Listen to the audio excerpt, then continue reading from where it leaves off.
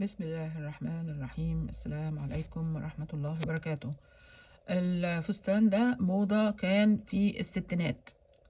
اوكي، انا اتولدت في الستينات، بس انا لبست نفس هذا الفستان اللي هو كان بتاع مامتي.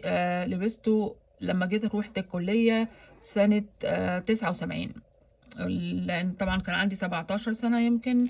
و هما ما تأخروش الحقيقة، يعني جابوا لي هدوم البسها، بس انا ما كنتش بحب البس الموضة، فما اخترتش، ما ساعدتهمش وما اخترتش اي حاجة من الموضة الجديدة يعني.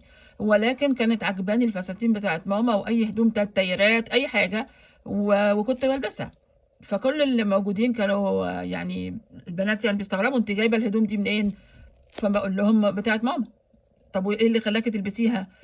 مزاجي، برتاح فيها، شايفاها الالوان كويسه، انا تفصيل كويس.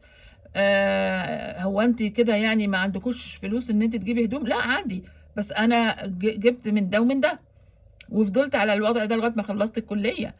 بس هي العمليه ان موضوع الموضه ومش الموضه ده ما بيفرقش معايا من زمان. انا بحب البس الحاجات اللي بتريحني. يعني الموضه دي ضيقه انا ماليش دعوه بيها، انا مش عارفه ايه واسعه ضيقه انا برضه ماليش دعوه بيها. فكان لسه ساعتها ما كانش فيه حجاب ولا اي حاجه، يعني كناش نعرف اي حاجه عنه، ما فيش دين. آم فدي حاجه برضو من الحاجات اللطيفه جدا اللي انا كل ما افتكرها ابقى مبسوطه بيها. والله يرحم والدتي، كان لها ذوق جميل فعلا. والحمد لله ان الانسان بيحتفظ برأيه وشخصيته ومش بيضيع ورا الموضة والحاجات ديت.